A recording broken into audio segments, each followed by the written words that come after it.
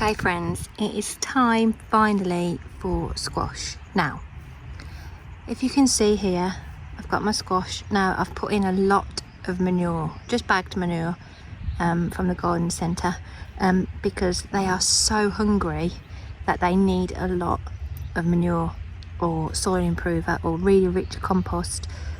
One, for water retention because they don't like drying out, and two, just because they are really hungry plants, and they need to produce all of that fruit.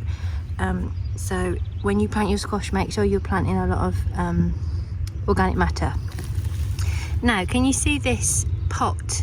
I've buried this pot next to the squash because mainly I've used purple just to show you here. I wouldn't necessarily need it in this place because I know where the squash root ball will be because I'm growing it up my archway.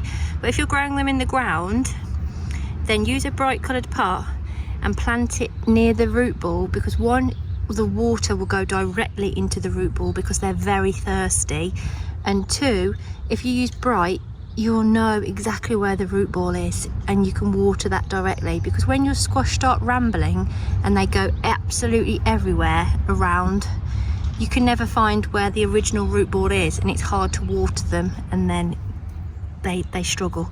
So the pot is a good trick. Pot and lots of organic matter. So I'm just planting it in sort of, try and disturb this as little as possible, in like a dip, and then I sort of hill up around with the manure.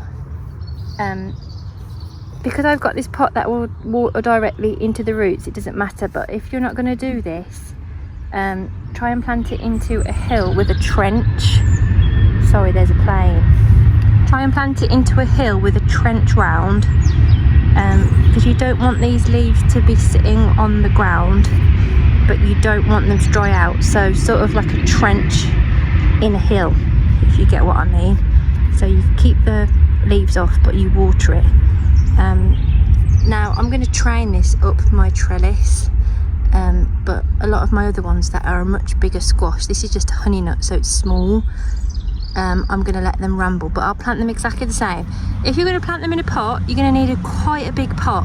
I'd say at least 24 inches, and you're going to have to really pack in the organic matter because they'll need it a lot more in a pot than they will in the ground, because they'll just deplete the nutrients quicker. So make sure you definitely add organic matter in a pot. But yeah, that's how we're going. So I'm just going to move you and show you. So the pot is here, and here's the squash, and I'll train it up here. There's my peas, and it'll go all the way up there, hopefully. I've done it once with Kuri squash, so I'm hoping this honey nut being a bit smaller will help. But these look so healthy, so I'm just praying that they don't get sun-scalded now. But that's the squash. Okay, so this is probably a better visual representation of planting our pumpkins and squash. So can you see how that's in a hill, but then I've dug a moat around? So that means that the leaves are elevated and you don't get powdery mildew because they're touching, but the roots get the water. Here's my pot, a well and a hill. So I hope that makes more sense.